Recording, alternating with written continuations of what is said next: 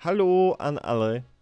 Der, die, das. Ak sa venujete nemčine čo je len chvíľu, tak ste sa určite opýtali, čo vlastne znamenajú tieto slová a ako sa používajú. Jedná sa o členy, ktoré sú dnes hlavnou témou videa, pretože sú veľmi dôležitou súčasťou nemeckej gramatiky.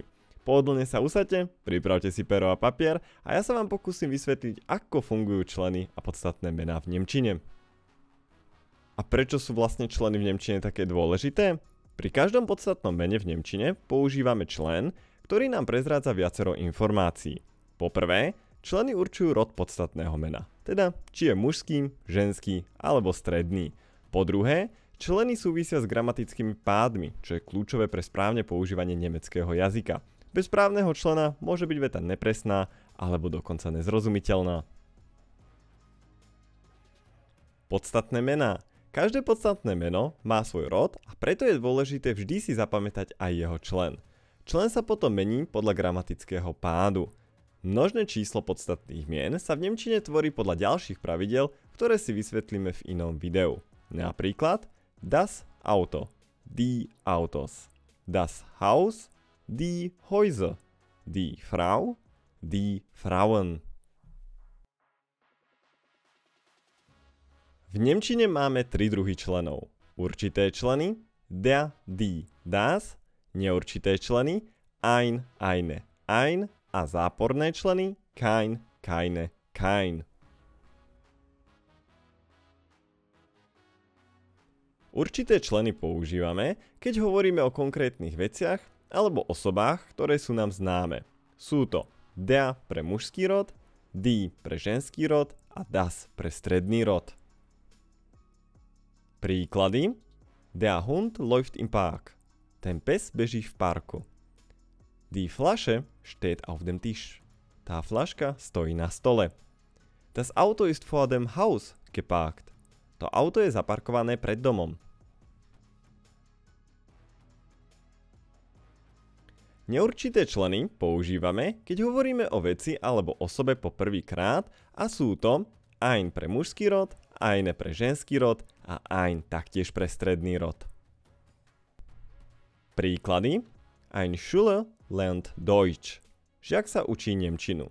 Hovoríme o tom žiakovi prvýkrát a nepoznáme ho. Eine Freundin wartet draußen. Kamarátka čaká vonku. Ein Buch liegt auf dem Tisch. Nejaká kniha leží na stole. Nevieme, čo je to za knihu. Záporné členy používame, ak chceme negovať podstatné meno a sú to kein pre mužský rod, keine pre ženský rod a kein taktiež pre stredný rod. Príklady. Hier ist kein Arzt. Žiadny lekár tu nie je. Draußen ist kein Mensch. Vonku nie je ani človeka.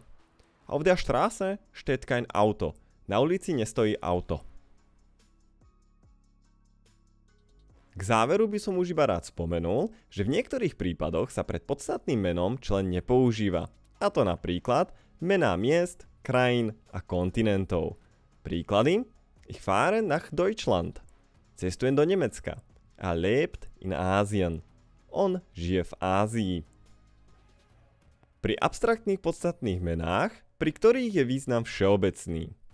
Sie hat Glück. Má šťastie. Bildung ist sehr wichtig.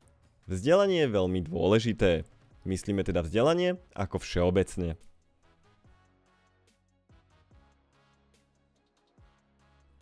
Pri pomenovávaní profesí. Mein Vater ist Arzt. Môj tato je lekár. Sie ist Lehrerin. Ona je učiteľka. Predposledná skupina pri nepočítateľných podstatných menách. Ich hab Zucker gekauft. Kúpil som cukor. Pri potravinách a nápojoch, keď hovoríme o nich vo všeobecnosti. Príklady. Ich kaufe Butter und Milch. Kúpim máslo a mlieko. Wir essen Brot zum Frühstück. Jeme na raňajky chleba. A to je pre túto tému všetko. Dúfam, že som vám pomohol pochopiť fungovanie členov v nemčine, či už určité, neurčité alebo záporné. Následne sa od tohto okruhu odrazíme na ďalšie gramatické témy, ktoré sú v nemeckom jazyku veľmi dôležité. Nezabudnite na like a odber, pretože tým ma neskutočne podporíte a my sa počujeme čoskoro. Bis bald!